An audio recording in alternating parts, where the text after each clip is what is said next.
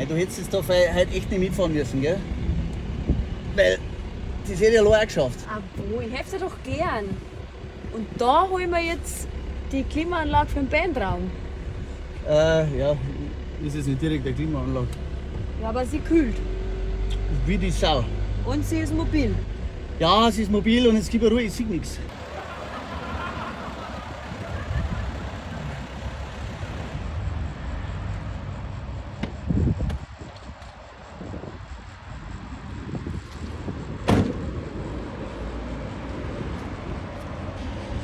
Hey, und da ist jetzt die Kühlanlage drin.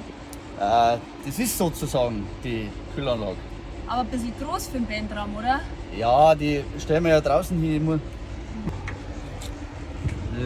Ich muss jetzt gerade schauen, wie. Das ist ein 230 Volt Stecker. Den brauchst du nachher für die Steckdosen. Das ist der zum Fahren. Ja, okay. Ja, ich bin auch nicht auf der Brennsuppe dahergeschwommen. Oder glaubst du, ich kann einen Kühlanhänger von einer Klimaanlage nicht unterscheiden? Ha? Ja. Ist Bier schon drin? Ja, 2 Kasten.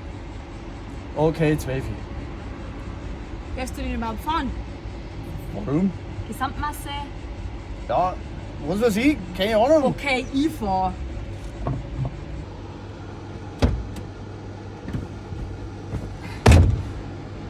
Und woher weißt du das? 5 Jahre Festausschuss von der Dirndlschaft. Mehr sage ich nicht, der Anfänger.